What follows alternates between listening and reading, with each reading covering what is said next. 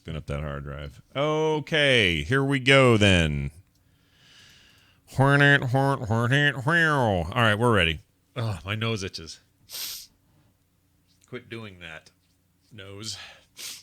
Okay, here we go. Ladies and gentlemen, we start the show in 3, 2, 1. Coming up on TMS, so I went ahead and did that ice bucket deal. The TMS flasks are now officially a thing. Star Wars rumor generators. You had an apartment full of jars of what now? Ugh. Don't be humping no chairs, yo. The Super Bowl halftime show is down to 3 choices, none of which are Weird Al. It's too bad. Aww. True blood guy drinks real blood. Ew, recommendals. Tom's Tech Time. Your emails and more on this episode of The Morning Stream. Time takes you beyond the news. Time flies and you are there. Time cries and lets you care. You understand the world we share. This week, Time helps you understand the spoils of war, the diplomatic and human costs of victory in Lebanon and the Falklands. Read time and understand. Wesker. Jill, so you're safe. That's what I was going to say.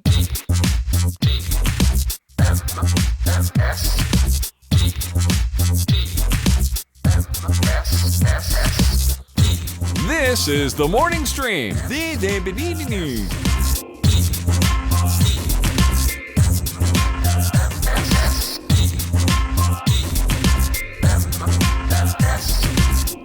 Hello, everyone. Hello. And welcome to the Morning Stream. It's the Morning Stream for Wednesday, August 20th. 20th? What the hell? I know. August is, What? It flew by. What the heck? Where did August go? I feel like I do this every couple of weeks where I just am shocked at how quickly time goes. Yeah. This show helps make that happen, you know? Like it does. Screams past because of this. Right. The more you do, the busier you are, the faster time seems to go. Yeah. I don't want to keep doing it to myself. I keep adding things to it. You know, right. One of these days, here's what we should figure out how to do. Okay. Subsist entirely from TMS, and then that's all we got to do. Oh, see, I'd love that. Occasionally, Brian crops up to do a Coverville for old time's sake. Sure. Once in a while, I might pop up and go, yeah, World of Warcraft and stuff, and then TMS. Anyway, hey, everybody. It's good to be back. It's me, it's Brian, and we're here to do a show. Yes. Not a damn thing you can do about it. No. Yesterday. Oh, one other thing I almost forgot to mention, or I did forget. Now I'm remembering to say it. Okay. All right. If you haven't seen it, everybody go YouTube. Go search YouTube for David Letterman's tribute to Robin Williams. Oh, really? That ended up being one of the more heartfelt ones I've seen because everybody's doing something, right? They're all talking or whatever, and they ran some clips of some old appearances on the show, and it was all very nice and everything. But hearing Dave talk about it. And talking about when he first saw him perform at the Comedy Store back in the 70s and what he thought that meant at the time is really fascinating. Really, really interesting. And what he says at the end of it all, maybe the most heart-wrenching part of anybody's tribute to Robin Williams. It was really, really good. Huh. Just regardless of what you think about Letterman, who I've always loved, so I've never had a problem with Letterman. Sure, of course. But if you're tired of him or you think finally he's retiring or whatever, look past all that and just check that out because it's. Oh, definitely look for that. That sounds great. Yeah, it was really good. All right, Brian. Yesterday. Yes, Scott. Yes. A lot of people are unaware of this, but my wife's had a cousin who just recently, I want to say within the last year and a half, passed away from his battle with ALS, Lou Gehrig's disease. Mm-hmm. So this ALS challenge, this ice bucket challenge, has got a little bit of a personal tinge to it here at the extended Johnson clan. And he was young. He was younger than me, and it came kind of sudden, was very quick, and within 2 years he had died. And so we were mindful of him while we did this, and I was challenged by a few people, but it turns out the only one I really noticed, or the only one I knew about, was the one my sister-in-law did to do that ice bucket deal, right? Mm-hmm. And I went in with some fear and trepidation because I'd seen this video that's floating around of the ice bucket challenge going horribly wrong. Right. Usually it involves the bucket. It doesn't usually involve the ice or Yeah, the water. it's the bucket getting dropped onto people's heads by accident because the guy didn't realize how heavy it would be, or Right. Other kid Or lifting somebody it and falling as they're falling lifting the over. bucket, and it, Yeah, or a girl losing her top because she poured it too fast and too hard and Right. lost her bikini top, or things like I saw that. those same videos. It's Great. really funny and really well done. Oh, and my favorite one was the guy that dressed up like some kind of disco singer. Oh, with the wig, the afro Yes, wig thing. The yes. afro wig thing, and then at the end of it could not remember what the thing was he was trying to. He couldn't remember ALS to save his life. So which is a reminder that sometimes this stuff gets, when it's widespread enough, not everybody's taking it seriously. Some people just aren't doing it right. Some people don't know that it means you need to go donate as well. So so here's the general rule is, if you do it, you go donate $25 to the ALS at alsa.org, right? Right. If you don't do the ice challenge, instead you just say, I don't want to do that, you go pay $100. That's the rule. That's how you do it. So the 3 people I nominated, that's what they're supposed to do. Ice Right. and 25, or no ice and 100. That's the deal. Is that the way it works? That's Is the that way it's supposed to work. It's $75 for getting ice dumped on you. Is your 25. coupon? 25 for the ice. Well, I mean, I see what you I'm mean. saying is, it's The the ice discount? bucket is a $75 coupon. Yeah, and if enough of you do it together, it's a Groupon, Brian. It's a Groupon. There we go. Okay, I like that. So so that's the deal. That's what you're supposed to do. So Can I do 50 and get my neighbor's pool? no, I don't think so. I don't know if they have a With clause a for frosted that. beverage? Yeah. Drink some nice cold tall glass of beer. Right. So I did it, and we filmed it from. Now this is what was fun. I involved the entire family. Kim did the bucket. Mm-hmm. The kids did 3 camera setup. So I had Nick in front had two phones in his hand. One doing slow motion capture, Right.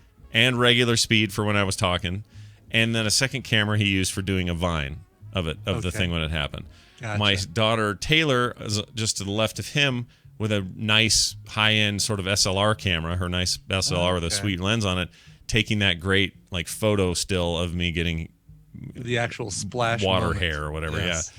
Yeah. So she's doing that, and then Carter's off to the left, just providing another angle of the same footage. So we had all this going on, so I could make a nice edit when I was done, which I did. None of that prepared me for how kind of shocking it is.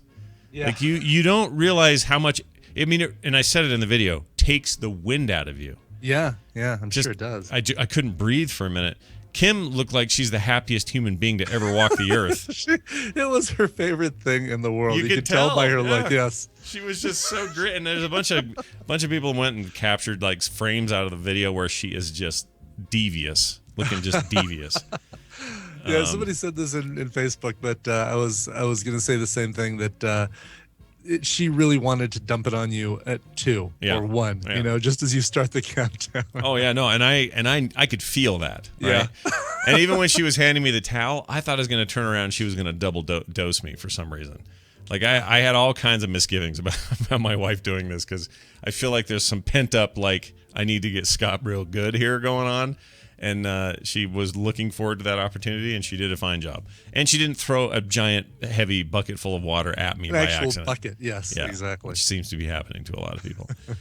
And some of them kind of brutally, dropping it from a deck. Oh, I know. Like whole, I know. like a freaking giant cooler full of water, slamming some poor girl in the head. And that's heavy stuff, man. Yeah. That's like, Injuries, dude. yeah, easily. Injuries. So There's somebody who was wearing a helmet and had a trash bucket full of ice water dumped on him. that's what I would do. Is I wear a helmet. The people you don't trust, and especially dumb kids are doing it. Anyway, so yeah, it was fun, and I enjoyed it, and I'm glad I did it, and I hope the video encourages other people to donate and do it. And there's a lot to be said, or has been said, about how this is being okay now. Oh, we get it. Everyone's doing it. Okay, we're over this now. That's happening now. Yeah. I say, you know what? There are worse things for us. We could all be still twerking or planking or doing Harlem that shaking. Harlem Shake. Oh my gosh. You want to talk about what a giant waste of time? Those were giant wastes of time. This actually has some benefit and some actual outcome that's Right. helping people in real need. Now here, if Cleo wasn't in the process of sending me a coconut bra and grass skirt for my ice bucket challenge, that's the delay, folks. That's all. I've already been called out. I've already been invited. Yeah. I think it's right and good that you're waiting for those things to get there. Yes, if I wasn't waiting for those, I would have tried to work it into a Harlem Shake video. So do the Harlem Shake, and then halfway through the Harlem Shake, you could do that one too. Ice bucket challenge. No, I'm doing this once. All And right, that's it. and you're out. Okay, well, But anyone listening who wants that idea, it's yours. I also understand that there's a lot of pressure on everybody. In fact, I guess some officials are there. Somebody's getting sued in California for doing this. Oh, really? Because the drought is so bad there. So their point is, don't waste water on something like this. Do it on a field. Yeah. Do it on a dry corn field. Then. Yeah, or take it to stand over the open mouths of thirsty people, or I don't know what. Use your own pee. Whatever you got to do.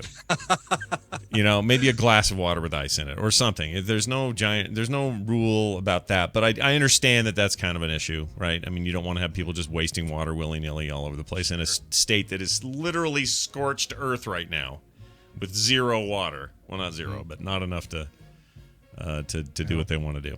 Anyway, it was fun, and I recommend it. And the 3 people I challenged, what the hell are you doing? Get out there and go get going. We're going to corner one of them today on the show. Oh, yeah, we are. Also, a note that the TMS flasks are now in the store, frogpants.com/store. Yeah, they're really cool. Now, remember, here, I'll hold... did they get moved? Oh, I have mine down here. Yeah, mine got moved. Who moved my flask? Kim cleaned my desk and moved them. Anyway, these are these custom flasks, right, that are made... Oh, gosh, my brain just went blank. I got to remember his name. Crap, sorry, dude. Hold on. Pulling this up. I remember nobody's name, so don't feel I know. Don't feel bad. Hold on, I'm pulling it up. Gates, here. Joseph Gates. There we go, Joseph Gates. Yeah. They are these custom leather flasks. Now, we're not mass producing these. Keep in mind, every one of these handmade by the artist. Exactly. So there's no stamp like ka-chunk, ka-chunk, No. ka-chunk. No, that's not happening. No, this is Joe Gates, man, making these. And he made a ton of them for Nerdtacular, and we were all blown away by these things. And they're custom done, really nice leather, thick, super cool, actual stainless steel flasks in there. You can put whatever beverage you like. It doesn't have to be, you know. could put TMS coffee in there, although I wouldn't Sure. recommend it. No, but you I don't. wouldn't recommend a hot drink. No, not necessarily. But I wouldn't put. I mean, I wouldn't. Hold back on whatever. You don't have to be your secret hooch in there. It doesn't have to be that. Exactly. I mean, No, I don't use mine that way. I did happen to put some Fireball whiskey in there when I went to Vegas and walked around with my Coverville flask. Well, of course you did. That's what In you. That's Vegas. only good and right that you did that. Yeah. Go Because see there's it. just not enough alcohol in Las Vegas. Free alcohol. Exactly. So I want you to head over there, frogpants.com/store. It's the newest thing. You click on it, check it out. They're custom made. We're not trying to mass produce these and make these cheap little trinkety things. They're $59 a piece, but keep in mind a personally made from the artist deal. I think that's a bargain because No, it's this a hell of a is deal. handmade, custom made. Yeah. It's gonna last forever. It's like real leather, Yeah. real steel, or I don't know what the flask is made of. Stainless Probably, steel. Stainless steel. Mm-hmm. It's fantastic, and that's I'm not just saying it. That's a hell of a deal. Yeah, it is, and I'm happy. How much would you pay? I'm happy to say we are the lion's share is going to Joe, who deserves it, because Yes. he's a hell of a thing. By far, Really cool. By far. So go check it out. All right, real quick, I got a Star Wars rumor generator for you. Okay. This has been floating around a little bit. Slate.com put this up, and it's kind of a hoot. Basically, it works like this.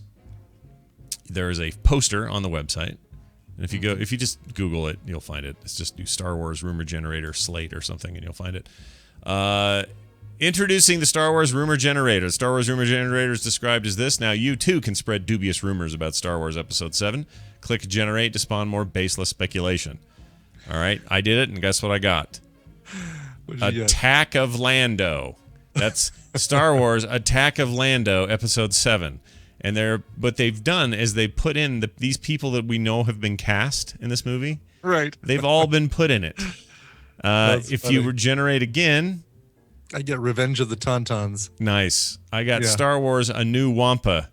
What's great is right below the poster, he gives you like the synopsis. Like, unnamed sources tell us that Star Wars Episode 7 will focus on a Padawan learner played by Lupita Nyong'o, who must learn the ways of the Force at the hands of an aging Luke Skywalker. Gwendolyn Christie and Adam Driver will play the children of Han Solo and Princess Leia, and our intel tells us that together they will go up against a fearsome Sith Lord played by Max von Sydow, along with a menacing motion capture alien played by Andy Serkis. Nice. Mine is similar, but all different names. That's hilarious. Yeah, I'm going to hit it again. This is Return of Anakin. That's not good. We don't want that one. Oh, yeah, no. Return of Vader. How about the Phantom Wedge? Anyway, I thought it was cute. The Phantom Star Destroyer. This is awesome. You wanna But it's go? really funny how it like changes out the Sith Lord face, the wielder of the lightsaber, Yeah. the mysterious head behind them, which Yeah. I don't know what that is. There's a couple of them, like this one's side owls behind him. If you generate again, it's some lady. It's always somebody in the cast. Right. The best part of this is that it changes the color. It keeps Andy Serkis's face on the bottom left on all these, but it changes the color of it. Yeah, he's red and green, blue. That's awesome. Luke and Leia and C-3PO and whatever just stand there. They just stay there in the X-Wing fighters and the Death Star. The Hutt Wars. Now that I would watch, actually. Anyway, that's pretty good. Mon Mothma strikes back. Finally. Yes, about time. Finally. All right. Hey, did you know Brienne of Tarth is in that movie? I didn't know she was cast in there. Yeah. I wonder what she's gonna do, dude. She's gonna kick ass and take names is what she's gonna do. She's big enough to be a Wookiee. She could totally pull it off. She's gonna be the hot female Wookiee. So there's that. Let's move on to Daryl time. Yay, okay. I am playing with 2 pairs of scissors, and I don't know why. I'm gonna Two put pairs? those. Yeah, I'm gonna put those down now. Juggle? No, I'm just Do you know how to asking juggle, by the way? I do. Okay. You want to watch me? Here. Not with scissors. No. I'd find some round things. I don't see anything round. All right. I need equal. It doesn't have to be round, but I need equally sized, weighted things for me to do it properly. You But can't do like an orange and a marble. yeah, I used to be a really good. I could juggle really good. I don't know how great I am now. It's been a while, but I could juggle 3 really well, 2 really well with like a one-handed juggle thing, and I can do. I can balance a broom. I was the record holder when I was around 20. With all the friends who tried it with me, I was the record holder for the longest time I could balance a broom on my chin. Huh. So like a broomstick, sticking it all the way up. How long I could stand there and hold it there. And I remember having a neck problem for like weeks after I did it. But it was something like 20 minutes of holding that broom. God. Yeah. It was impressive. I'm not doing that on the show, but I will juggle at some point. All right. All right. Let's do Daryl time. Daryl time. Here we go. That was a very nondescript music cue I played right there in my head. All right, here we go. Okay, Daryl, here you are, buddy. Okay, hold on. He's been working on his phaser. Lots of phaser work. Really? Yeah. Cool. I think we should take a look at that at some point. Pass that to TSA. Yeah. It's Stump a Trek Nerd, brought to you by... Hey, Scott, do you like mind control? Yes. Good. I've taken over Brian's mind to tell you to listen to the Weekly Bleep. Learn about conspiracy theories, dumb news stories, and scary drugs. That's theweeklybleep.com. There is no Brian, only Zool. Wow. Only Zool. Yeah. Daryl, are you there? Done with Dana. Are you done with Brian? Oh, okay, good. Are you there, Daryl? Yes. Are you Gozer? And- Are you the gatekeeper? Yeah, whatever. Are you Keymaster? Daryl is, I'm told, if Twitter's any indication, he's as tired as he's ever been today. Is that true? Yeah. Yes, it's true. Why? What's going on, man? Oh, I was laying in bed thinking, I hope that phaser mold hardens properly. Yeah. And then at about 1 a.m, my wife came in and said, "There's a giant spider. You have to kill it." At 1 a.m.? Yeah. What was she doing at 1 a.m. that she saw the giant spider? Yeah, how'd that go? Well, she works a later shift than I do, so she goes to bed really late. Oh, all right. And she got you to go kill it? Yeah. It's and such it was the huge. stereotype that the wife asked listen, I am all about gender equality and all that stuff, but I'm telling you there's one bastion of gender split that is still alive and well, and that is the wife always asks the husband to kill the spiders. Mm-hmm. And Yeah. my daughter's worse. She wants me to figure out a way to get it out into safety and let it live among its people. Oh no. Once you enter the home, you're you're over. That's You're what done. I said. And she gets teary-eyed if I kill a spider. Aw. She's so soft when it comes to that stuff. I mean, I See, understand it if a cat got in, I'm not going to kill it, right? But a spider, come on, we gotta have exceptions here. Now Tina's clever about it. She'll say, "Oh my God, there's a spider here. Bring me a shoe." And while you're at it, kill it with that shoe. Oh, I see. That's pretty It good. starts out sounding like she's gonna take care of it, but Yeah. it's usually me. No, we found one on the porch the other day that we think is coming from the construction across the way. Was it wearing a little yellow hat? No, it was not. It was not it up to carrying- OSHA was it standards. Was it wearing a tool belt? Did he fall into a ditch? No, none of that happened. But he's so weird looking. It just felt like we unearthed I don't know. It's like poltergeist over there. Like stuff's coming out of there that hasn't been seen. This is a secret Indian spider burial ground. Yeah. Is basically what's under there. Yeah, and he was all kind of white and translucent. Oh And yeah. really weird. I didn't like. Yeah. I did not like my time with that spider. Oh, So this is- I killed it toot sweet. And my daughter was like, "Dad," I'm like, "Honey, this thing looks like it could have killed me. I'm not gonna let it live." And and she's fine with flies getting killed. So she's got these double standards we have to talk about at some point. Now, can we talk about coincidence or irony or whatever? Yeah. Just as we're saying that, spider drops down from behind a picture frame on my wall. Whoa. I'm gonna turn the camera. You guys keep talking. I'm gonna turn the camera around so people can see. Okay, you can go ahead and call that a coincidence if you want to, but I think there's a conspiracy afoot. The spiders talk to one another. They heard about Daryl's killing yesterday. All right, let's see. Oh gosh, yeah, that's your common house spider right there. What do you think of that, Daryl? I guess you can't see it. Oh, I can't see it. Yeah, it's a nice little fuzzy looking deal. Ugh. Bleh. Well, did you successfully dispatch the spider at 1 a.m.? Yeah. This thing was like, if you flattened it out, it'd be 3 inches across, probably. Oh my gosh, really? Huge. Yeah. That's a big So- spider, yeah. I grabbed it, but I didn't want to squish it because I don't want to hear the popping sound. Ugh. So I took it to the toilet and flushed and then threw so that it couldn't run out. You were smart to flush then throw, Yeah. because already the water would have its current. Yeah, that's a good idea. Yeah, you did right. You did the right thing. I think all that worked, except for the whole getting up at 1 a.m. thing. That sucks. But yeah, I mean, I suffered a pretty good spider bite this year on my leg. On the other leg, not the leg with the horsefly bites, but the other leg got a big old spidery deal. And yeah, I don't, if you're gonna come and do that to me, I'm gonna smush you. You're not gonna live, despite what my daughter may think. So, I don't know why she has a cutoff. It's like spiders, and then anything under that, she's fine with. Like all the microbes we kill every day just by putting her hand down or stepping on the ground. She doesn't care about those. She doesn't care about flies. She doesn't care about any of that. It's spiders and up. Our crazy next door neighbor picks those up by hand, picks the spiders up by hand and takes them outside. Like, grabs Like them? in her hand. Like just grabs it with her fingers, takes it outside and throws it in the Your backyard. neighbor is really weird. There's some We knew weirdness that going all. on. Yeah. That's the stories just keep coming. 100 feet away from me. There's some definite weirdness going on. Who knows right now what could possibly be going on 100 Oh, feet God. from Brian.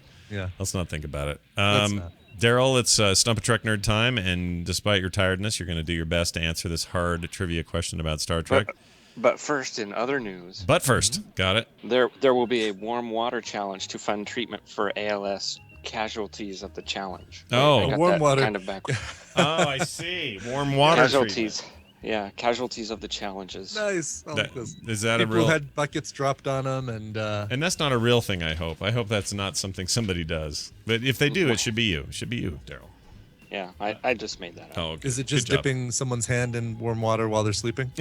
That actually worked Oh, on my sure. brother Matt, by the way. It's supposed to be a myth. Oh no, that's But from what I hear, that's a real thing. Yeah, warm water hand.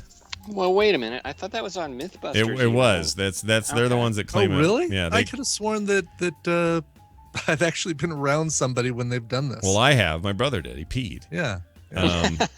But and there's a bunch of stuff here. So debunked So this. it didn't and, work on Jamie. It didn't work on Adam. So it must not work So on it my must be Korean brother Matt. fake. Yeah, Right. exactly. No, Matt totally peed. He peed everywhere.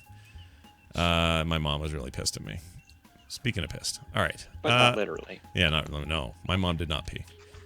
I think she pees, though, for real. I mean, occasionally she'll pee, but it's not a thing I pay attention to or track. Daryl, let's get to your damn question here. It's a Star Trek question, and it's clip-based. Before we do this, though, there are some bloopers from Scott Fletcher that he put together. So we're going to play those. Here you go. This is the morning stream. Blinking, beneath. There's a lot of stuff going on in my mouth. You know what? It's not funny. Sorry, dude. I'm hard to entertain. I'm a so high maintenance, man. 1930, 1930. That's some funny right there. So that's him in his live readings when he does video streams of doing our clips. I love that. Yeah, oh my god, that's pretty fun. All right, here's your actual clip, though. You need to tell us what episode this is from. It's Next Generation. Okay, so here is the clip, and you guess. Jordy, have you found it yet? Not yet. I'm starting to get some fumes. Ammonia, fluorine, potassium chloride. Hey, Fry, think fast.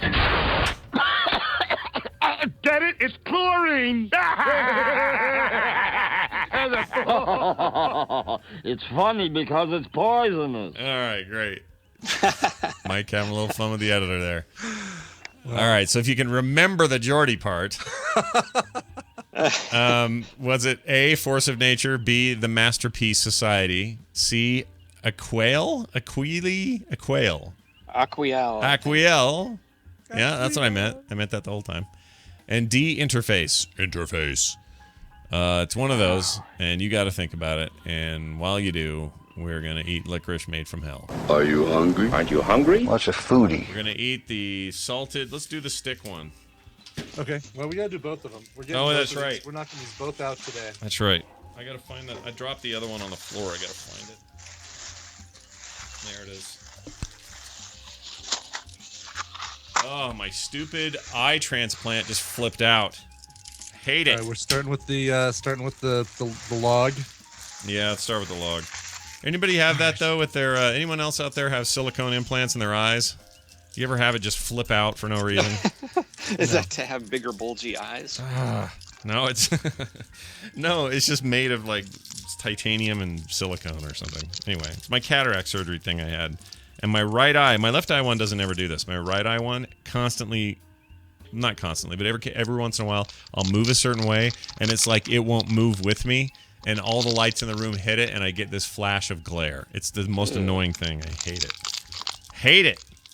Okay, I'm opening the little poo sticker thing. Snap into a disgusting salty I know, gem. why is it? What's it filled with? What's in the licorice? Ugh, I don't even like the smell. No. Okay, I'm not going to eat a ton of this, dude. It's like a tip. I'm just doing the tip. Just the tip.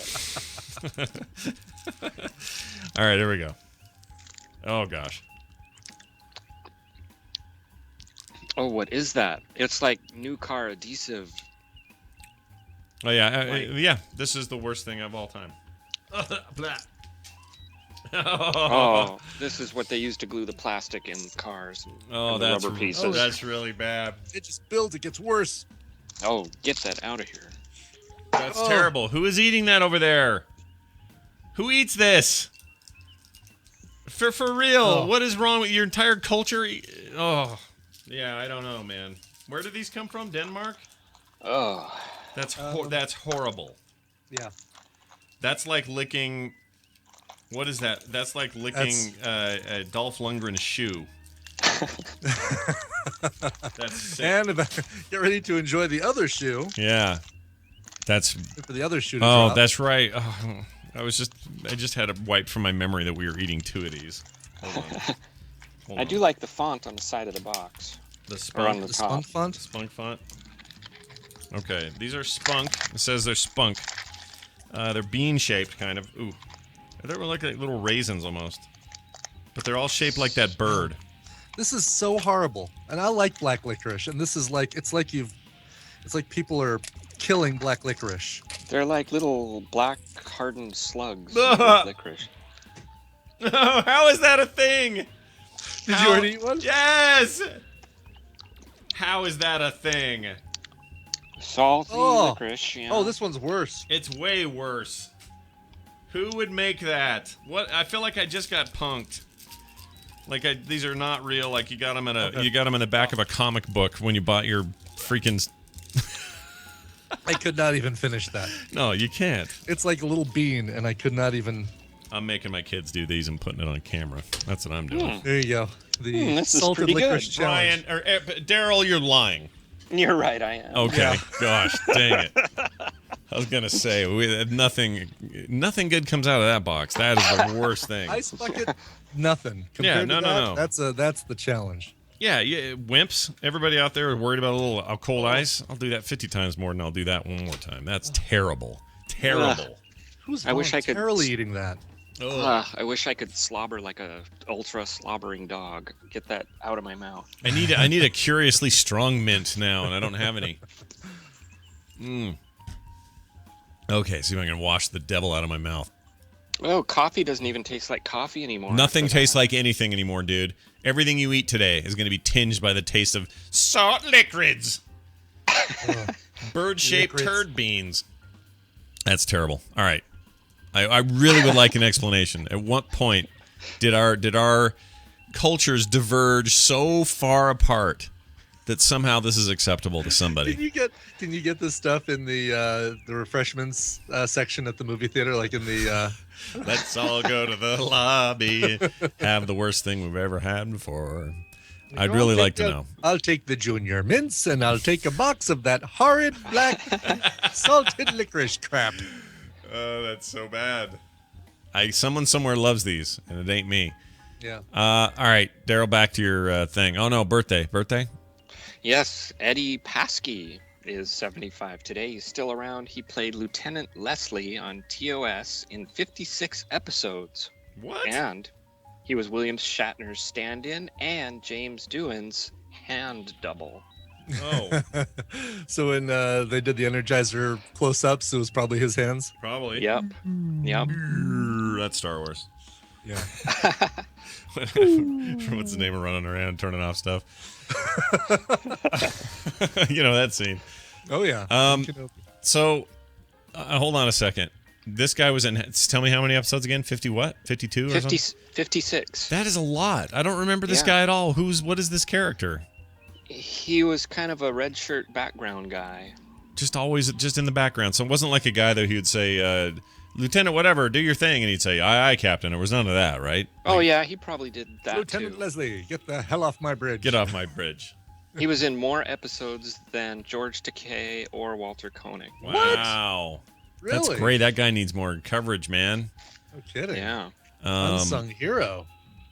You know what? I think everybody forgot that George Takei doesn't tweet all those things and Facebook all those things that are so funny. I think people forgot that was revealed that it was his assistant guy. Yeah, but it's still fun to pretend it's him. Yeah, I guess it is. Oh, look at this great photo I found. I found a very viral video today. I believe I should be shirtless with a foil. All right. He might be Carter and I are doing our daddy-daughter doodle thing, and today I think the subject is a Star Trek character. So Nice. yeah, and we both can't look at each other's thing while we do it, and she's gonna that's do. so cool. Yeah, it's really fun. You should check it out at hergaburga.tumblr.com because that name wasn't taken. That's why it exists. Hergaburga, Her. It's just like it sounds. And it's every day. Like every day we did. What did we do yesterday? It was Arrested Development. Burga. Hold on. .tumblr. Oh, so you got. You see that there? These are great. Yeah, they're fun. If you keep scrolling down, you see all the subjects we do. So we just pick a subject and then we draw, based on, and we have no idea what each other's doing. So when I did that, I'm thinking, oh yeah, Tobias in Blue Man, paint, blah, ha, ha, ha. And I had no idea Carter was going to recreate, and not only recreate, but dig down deep into the mythos of the show to an episode where the Japanese guys were watching this giant gopher fight the freaking spaceman out there. I was really proud of her. It's like, wow, she's not messing around. Oh, her Wolverine is great. Yeah, she did Wolverine. Oh my God, her Guardians of the Galaxy. That is fantastic. Isn't that cool with the tree and all that? She did a great job on that one. Yeah. My Wolverine looks like a guy who'd want to kick off the subway. And I really like her Mythbusters is really good. Anyway. This is so cool. Yeah, Jamie, or not Jamie, Adam retweeted that one, which was nice. Anyway, it's fun. So today I think it's a Star Trek character, and we'll see what we come up with. And she won't hear this, but I think I'm gonna do Sulu with his shirt off. I think that's what I'm gonna do. Terrific. Anyway, what's the URL again? It's Herga Berga, Herga Berga Berga .tumblr.com. Oh, okay. Tumblr.com. Yeah. It's a Tumblr page, and it's fun. I tweet it all the time too, but it's easy to miss. Okay, so that's that. That's the thing. That's what we did there. What are we doing now? Oh, let's get back to the deal. Question, the matter at hand. Yeah. Yeah. So where are you at? Oh, is that Wesley? That can't be Wesley. This animated GIF, is it? Or Leslie? It might be. Lieutenant Leslie? Yeah, the one that ironic name. Yeah, the one where he's doing nothing. Oh, not the. Here, I'll put it in the chat again. Is that him? There it is. I don't know if that's him or not. Turning the crank. Yeah, you see that where he's turning nothing? That is so awesome. I want that to happen more. Yeah. All right. Anyway, where were we? Question. Oh, yeah. Where did that Geordie clip come from? Force of Nature, Masterpiece Society, Aquiel, or Interface? I don't remember. I see the scene in my head. They're walking through some kind of ruined area. Yep. On a ship or a planet or something, and there's smoke everywhere. Yeah. A lot of interference. Geordie has to yell. Yeah. Yeah. Mm-hmm. But the title of it, I don't remember. Oof. What are the titles again? I didn't even write them down. Force of Nature, The Masterpiece Society, Aquiel, or Interface?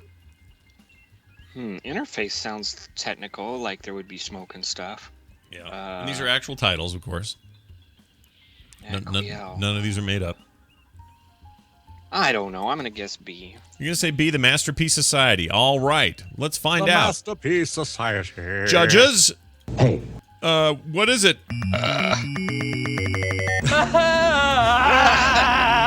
Daryl sounded like he burped almost there for a second. This isn't going good. You got it incorrectly. Interface is the answer. You were close on trying to gravitate toward it. Said that. Geordie uses a special interface with a probe to explore a disabled ship. And can I click undo and redo this? Well, you can't actually. Can't turn back time. Your time winder pendant. I'll let you do it if you'll sing. If I could turn back time. If I could turn back time. Just kidding. We can't do that. It's against the rules. Geordie uses this. I'm going to read it this way it's written. Special interface with a probe to explore a disabled ship that is a gas giant. Yeah. That is a gas giant is what he wrote. What? The other part is from Futurama. All right. That's it. There's no clip at the end. Nice job. This week you got 1 and 2 not. One right, 2 wrong. That didn't come out right. Daryl's the Trek Nerd on Twitter. This week in Trek's own Daryl Skills, and he's doing a little show called the Grumpy Cast. It's still regular, right? You guys are putting that out on the regular? Yeah, and we're going to do one today. All right. And Cleo's going to be on there. Oh, she's grumpy. That'll be good. Mm-hmm. She can be. All right, great. She gives me lemon heads and Pez and things, though, so she's my favorite. That's it. Daryl, why don't you play a game with us? Yeah, she wouldn't eat that. Don't lick that. What's your deal? What are you playing? What do we got? Let's see. What is it? Let's do this one. Star Trek drug or actual drug? I got a theme for you, and it goes like... Did I already do this one? I might have already done this one. I'm not Jill. All right, great. Go with actual drug or Star Trek thing. Chloromydride. Chloromydride. Oh, see, that sounds real, but I could see Dr. Crusher. Crewman, pass me that hypo spray of chloromydride. Yep. You know, I just what smells like chloromydride here in the turbo lift? Wesley. Yeah, I don't know. I feel like this could go either way, and I feel like we should not be tricked. So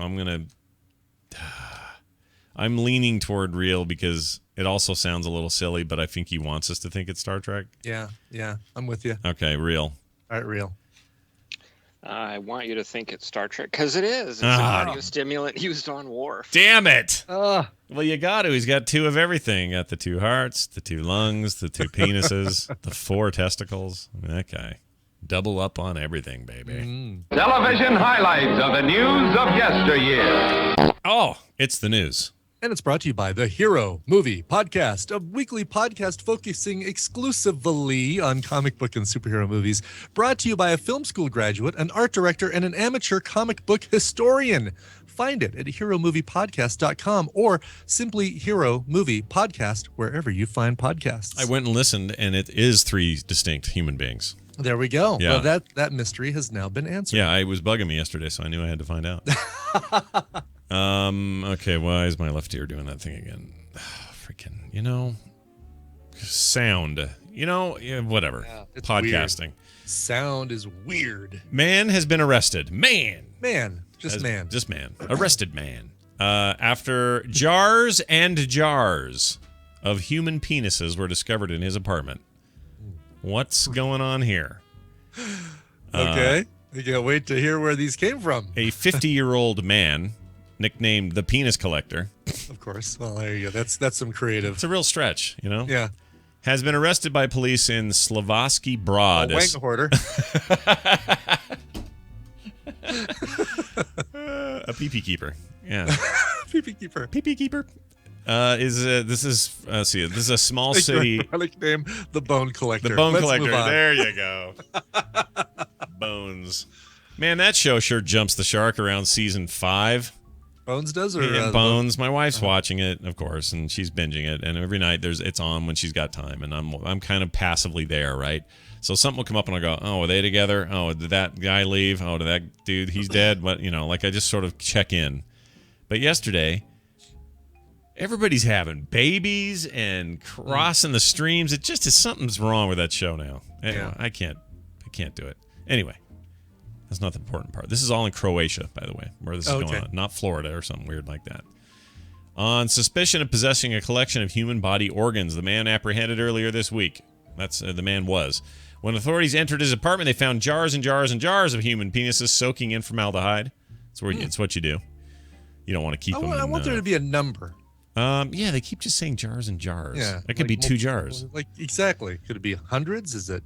Look, dozen? When you get to the middle of the path, you neither take jars nor leave jars. How's that possible? According to sources, the man whose name has not been released works as a registered nurse at a local city hospital. He has no criminal record and has been described by some as a family man, although others say he is an alcoholic who often does not shows up to work drunk. On behalf of all employees of the hospital, I have to say, we are very unpleasantly surprised by the events that threw a shadow over this hospital, a spokesman said. Our apologies to families of the deceased. So what's happening is, dude's stealing wieners from the hospital. Right. From the cadavers. Right. As he's working there, he's like, do-do-do-do-do. I don't know if he's, assuming he's a janitor or something like that. Probably not a, Look over there. Oh, not a brain surgeon. Wasn't there a penis here a minute ago? Yeah, no, he's not. He's not Dr. Paging you on a white phone guy. Right. He's just hoarding wieners. I don't know why you do this. Yeah. He's pushing his little cart. Oh, you're not going to need this. I had a friend. We'll have to take the gun. I have to take the penis. I knew a guy in high school who accidentally got formaldehyde in his mouth. Ooh. Yeah, so we were dissecting cats. Yeah. For advanced physiology, and I have stories about those cats I've not told on a podcast. I should tell. I'm going to tell this one. Okay. All right. Here we go. This class was awesome because, and it was the same guy in all 3 cases, so it kind of says something about this guy. But the first time he caused trouble, we were sitting at our table. He was sharing a table. Everyone had 2 people per table, right? And he was sharing a table like a partner with this girl who was like some cheerleader girl, and really didn't want to be there and didn't care about anything that was going on. Just wanted to check her hair every 5 minutes. So that was this girl, and he was in there with her, and we had frogs that time.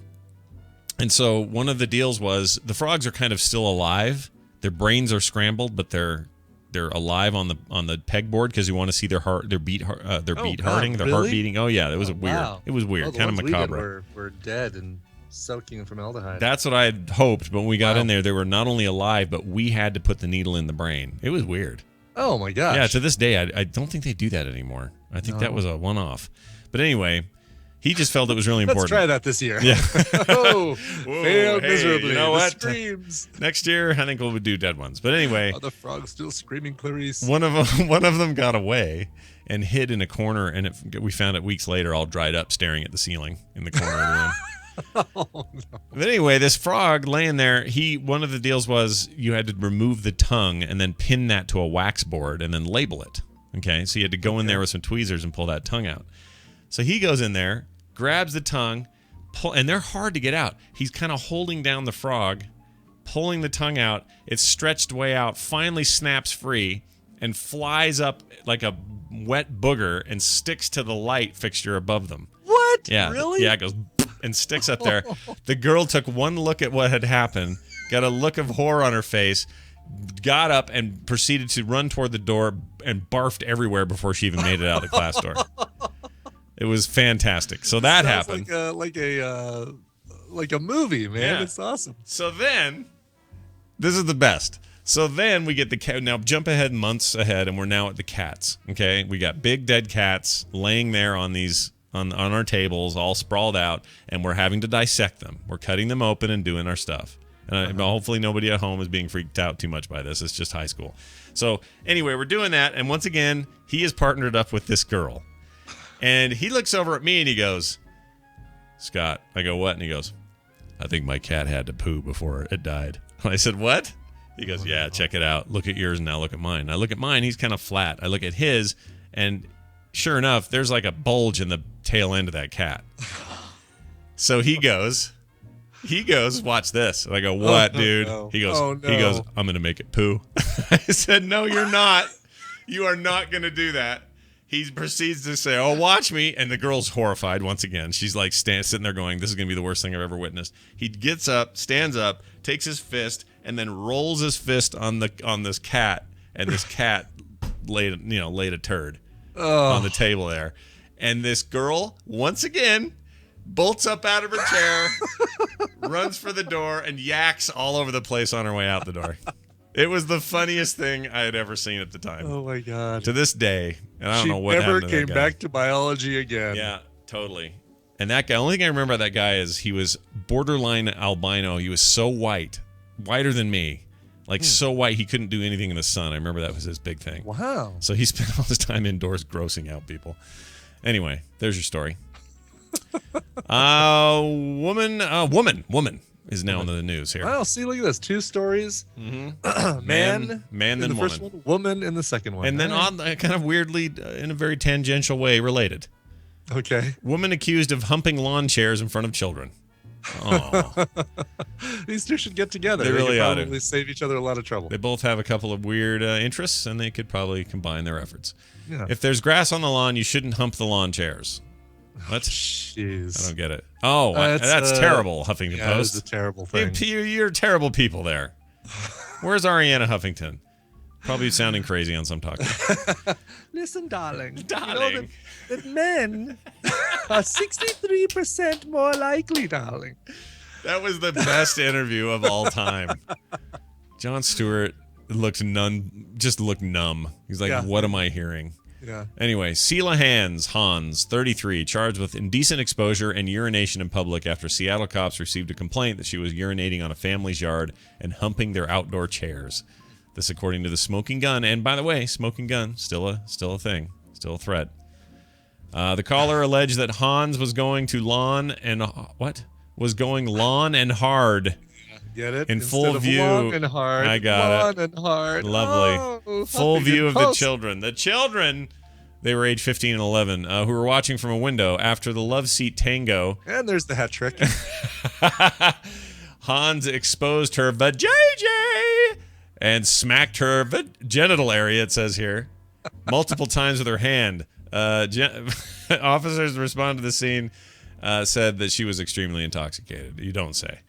Lawn chairs are only the latest outdoor recreational object that allegedly led to passersby into temptation. Edwin Tilburga of Hamilton, Ohio, has been accused of doing it with an inflatable pool raft. Not once, not twice, but 3 times. There's your other hat trick. Uh-huh. He also alleged mixing it up a bit and got nasty with an inflatable pumpkin. All right, great.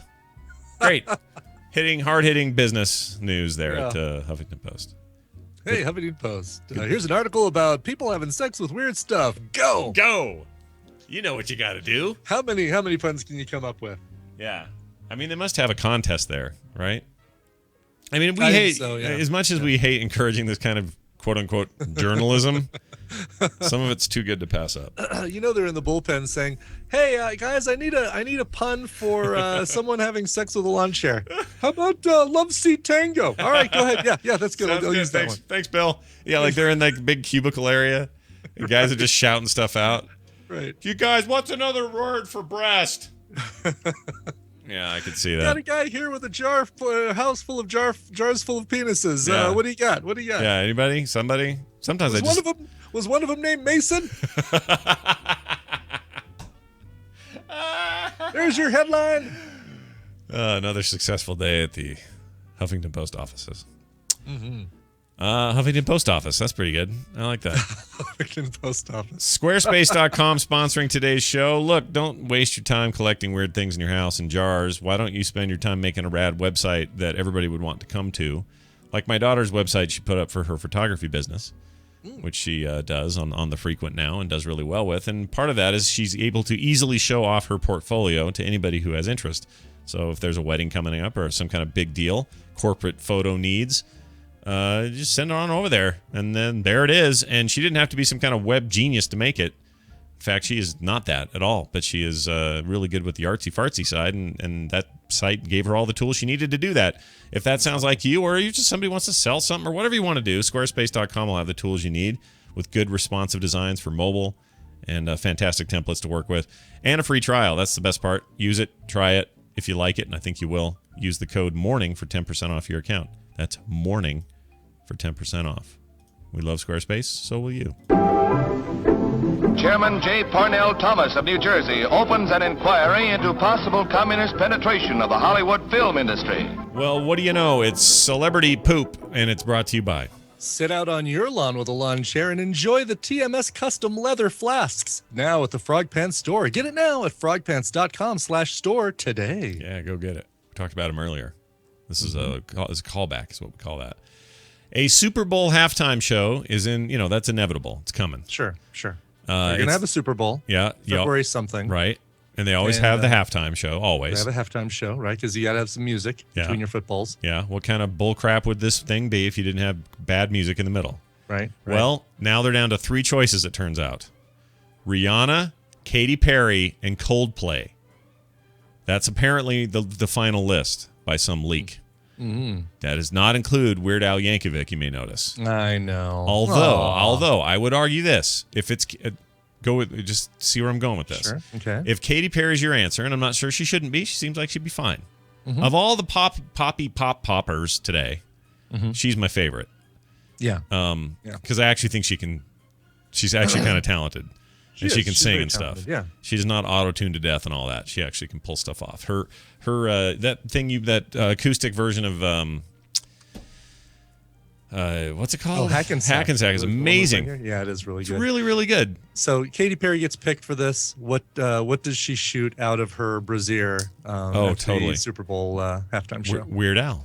So this is my whole point. If there was ever a match for who you should have him come out for just a minute for a medley or something, he's the guy and she's the match. That's the perfect match. Why? Because every one of her freaking videos may as well be patterned after him and Twisted Sister and everybody else. So she's going to launch into a song and then he's going to come out, "Baby, you're a soda jerk." Yes. Yeah. Yes. Brian, yeah. You got it. You nailed it. That's exactly right. But they're just a good match because she's already a little goofy. The stuff she does. Her videos are rarely serious. They're usually like silly, goofy play. Like the Friday night. Last Friday night. Her last Friday night deal is her being a nerd, except on Friday night. See, if they do, if she is the halftime performer, you can bet that Rebecca Black is going to come out. Oh gosh, that's right. Because I forgot they did that, didn't they? Yeah. Okay. Rebecca's not supposed to be black.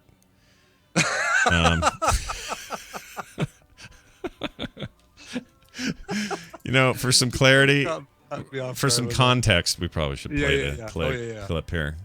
What do we call that? You know, I can eat a black witch for hours. Okay, I don't know what the hell that was. That was completely wrong. Tomato. And was it tomatoes? Oh, yeah, here we go. Tomatoes were like black, and tomatoes aren't supposed to be black. Really? Thanks, buddy. That's where we get that from. For nude listeners. Nude listeners? What did I say? Nude? Anyway, What? if it's Katy Perry, I think that's a pretty strong deal. I think that'd be fine. I could care less if I don't think Rihanna's the right one at all.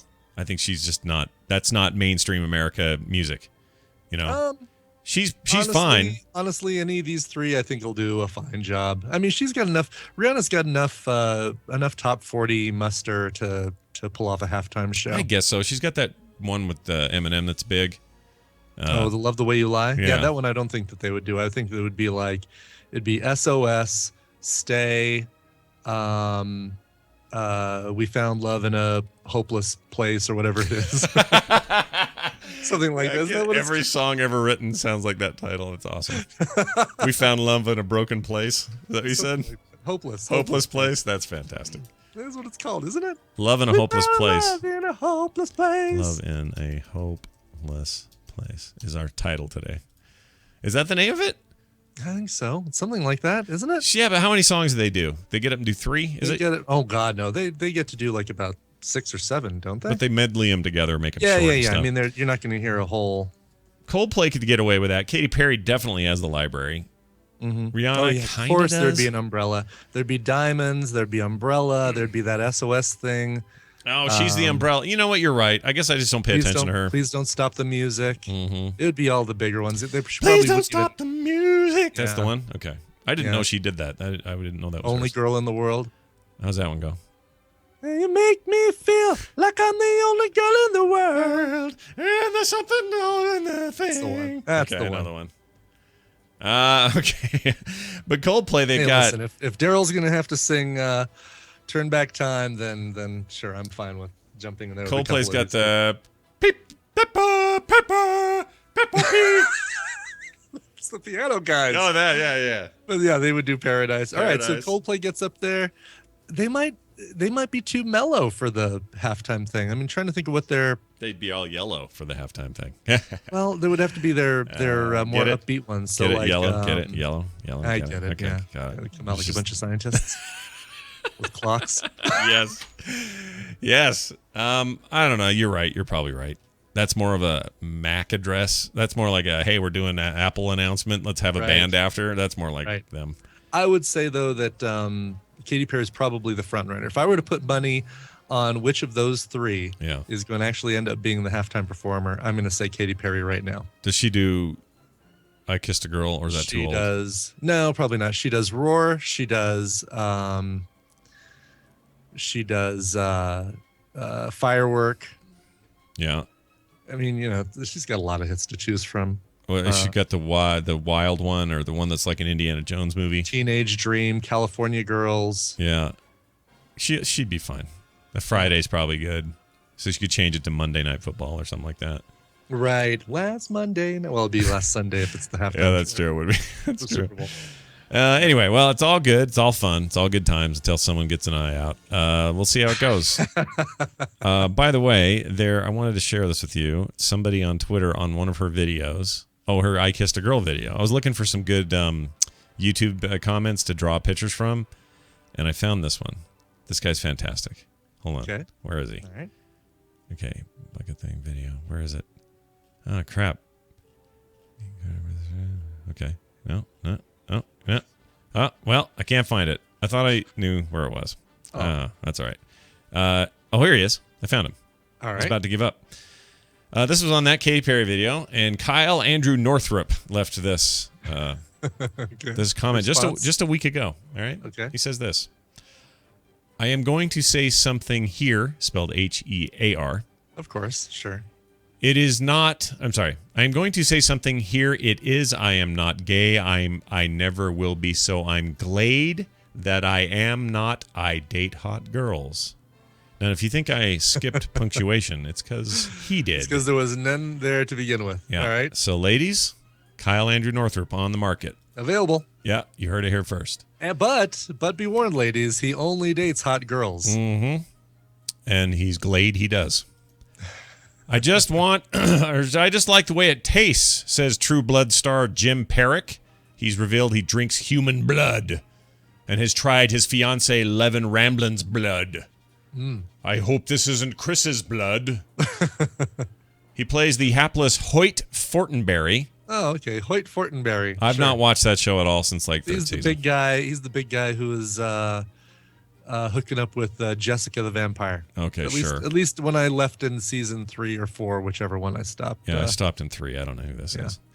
Fraternizing with vampires in HBO's True Blood. He also is a mere mortal in the TV series. Jim Perrick has revealed in real life he has had some off-blood screen. The 33-year-old actor just mentioned his penchant for the red stuff at the opening of his Broadway show of Mice and Men earlier this year. In an interview with Vulture magazine, the newly engaged star made sure to clarify matters, saying, "I was being literal. I like the real deal." Means he likes blood, dude. He likes he likes the taste of the stuff. Okay. It's a little weird. A little weird. Yeah, I don't like that guy. It's just it's weird overall that this is a story. Yeah, that it even exists, right?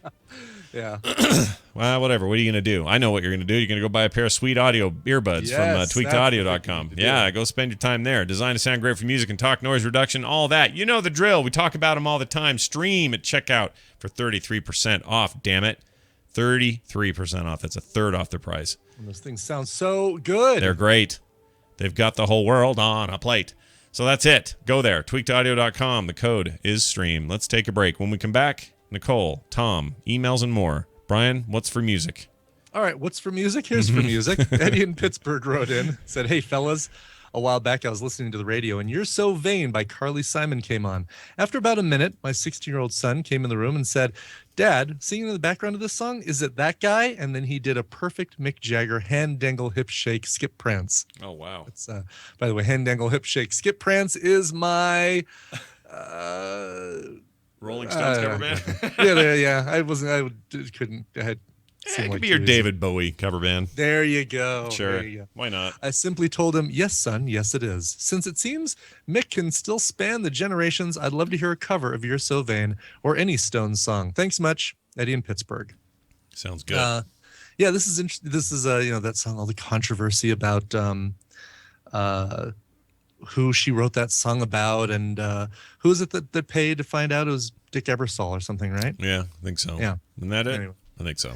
Yep, exactly. My memory. I got buzzed for the time it took me to come up with who that cover band was. Anyway, I deserved it. That took way too long. It did. So I've got a cover here by. Sorry, I was just playing that now. Jeez, already. I got a cover by Z Malibu Kids. Now, Z Malibu Kids is a project by Anna Waronker, and she is the former front woman of That Dog, which is the band that Petra Hayden came from. Petra Hayden, who does a lot of great a cappella stuff. You've heard her "Don't Stop Believin'." I think I've even played on this show. Is the inspiration for the version they did on Glee, even though they didn't credit her with being the inspiration for that. She's also she's toured with Beck and Weezer and Blur, and she's actually backing vocalist on a lot of stuff that people have heard, like stuff from the band Fun. And she's the sister-in-law of Charlotte Caffey of the Go-Go's. So there's a whole bunch of information about Anna Waronker. All right. But the band that she was in was called Z Malibu Kids. And on their 2011 album, Sound It Out, they put together this rockin' version of Carly Simon's You're So Vain. This is awesome. All right. Well, let's check it out. When we come back, all that stuff I said earlier and more. Stay tuned. You walked into the party like you were walking onto a yacht. Your hat strategically dipped below one eye. Your scarf, it was apricot. You had one eye in the mirror as you watched yourself gavotte. And all of the girls dreamed that they'd be your partner. They'd be your partner, and you're so vain. Probably think this song is about you. You're so vain. I bet you think the song is about you, don't you, don't you? Well, you had me several years ago when I was still quite naive, and you said that we made such a pretty pair and that you would never leave. Well, you gave away the things you loved, and one of them was me. I had some dreams, there were clouds in my coffee, and you're so vain. You probably think the song is about you, you're so vain. I bet you think the song is about you, don't you, don't you?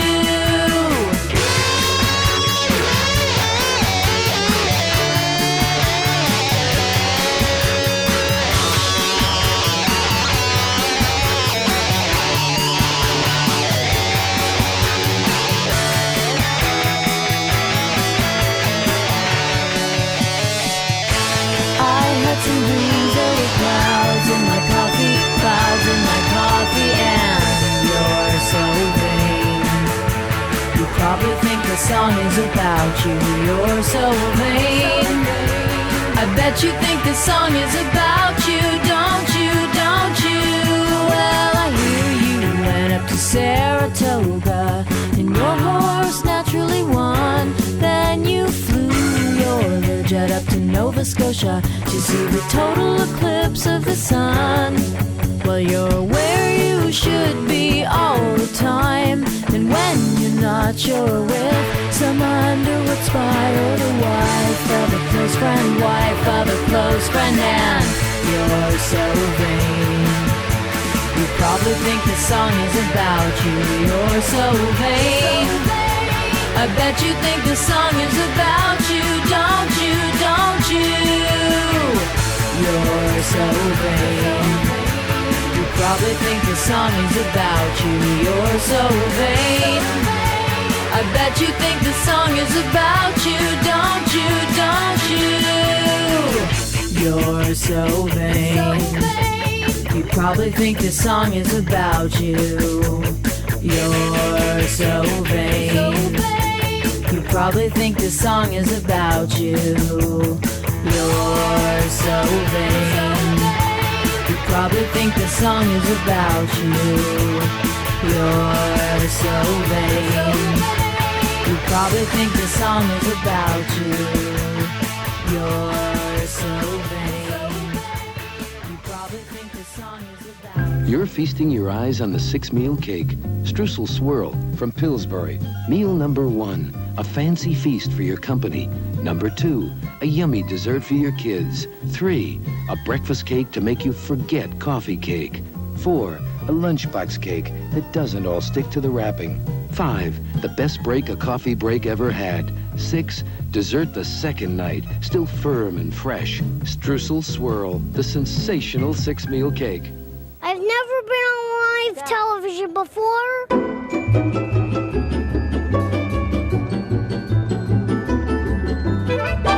This is the morning stream. Love the show, though. Glove the hobo, shove the glow, bro, dove the blow, Joe. That was intense. Jeez. Jeez. Calm down, Fletcher. Calm down, man. Well, hello, everyone. That was great. Yeah. I quite enjoyed that. Let's get in here with somebody in here. Let's get Nicole in here, I think. Right? She's first. Yeah. Oh, yeah. Cool. I always worry that I get the wrong order. I don't know why. But yeah, let's do that, because why not? Why not do that, I figure. And I gotta find her damn clip. Where is it? There it is. How about this? Doodle-doodle-doo. Ladies and gentlemen, join us now as we welcome Nicole Spag into the room. Good morning. Hi, how are you? You know, getting over a cold. Oh no. Yeah, that's right. You were coming down with something last week or something. Yeah, you missed out on my Kathleen Turner voice. It's too bad. I always like that. Did you, so with the cold, probably even less willing or wanting to get some cold ice bucket on your head, are you? More so, I don't know, the peer pressure thing. I mean, Feel it, Nicole. Feel the I'm not peer doing pressure. it. I'm going to donate. In fact, Mark and I have both donated $100. You should go outside in the hot Phoenix air and get this season sweet here, bud. cold. Yeah, but the cold bucket of ice, doesn't matter how hot it is, it'll feel good. I'm telling you. I just want to see a video of Nicole. It's not going to happen. Damn it. As much as I love you, I'm tired of seeing that in my Facebook stream. I'm not kidding. It's you're one of those. So even though this is for good cause, you're like, you know what? I can't handle a whole week of this on Facebook. I see how it is. It's been more than a week. It's been going on for a couple weeks. I know, and isn't that it's crazy that for 2 whole weeks we have to be subjected to this. Have you seen the Foo Fighters one? No, I don't look at any of them anymore. She doesn't want to see the them. Foo Fighters one. What is it? What is it about them that bothers you so much? What is it that's bugging you? It's it's not that I don't support the cause. I just don't like any kind of peer pressure. Like I feel there's just this, like I want to know the psychology. So I actually started looking into the because if you speak out against it, you're a poor sport, or and there's like a weird negative because it happened. People to Mark. shouldn't be doing that. Like But that's terrible. they Like are. me giving you crap is that to me is just like fun friend to friend competition. If people are like saying, "Well, you're a terrible person," or they go negative with it, then what the hell are they doing?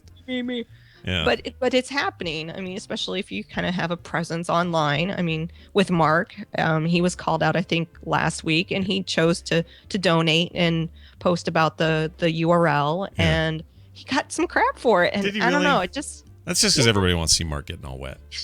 I mean, that's why I want to see you do it. I want to see Nicole just get soaked.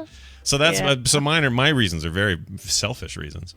I mean, look, Nicole, I got this little bag of pot. You want to go behind the school and you want to smoke it with me? Just say no. I took it to you don't like my peer pressure? Damn it! All right, well, good fun for all to be had. I'm enjoying seeing my friends do it. Sure. But beyond that, I'm just like I'm over it. Well, good. I'm glad. I cannot wait for the next giant web trend to come. Go back to twerking, Nicole, if that's what you enjoy. Hey, and when you're done, why don't you take a nap? Just plank in the hotel lobby. Yeah, or some owling. Maybe back to some owling. Yeah, owling would be good. Brian, I don't see you there. Where's your video? It's coming. I'm waiting for. I got a coconut bra and a grass skirt coming from Cleo that is going to be the centerpiece of my video. I can't wait. I don't know. I mean, when you guys get into it, it's fun. And I feel kind of a stick in the mud. Because we're friends. That's why. Yeah. But when total strangers are giving you crap, I totally get that. Yeah. I don't I will film the video and just privately send it to you guys. Hey, you know what? Let's just revel in things that are old. Here, hold on. There we go.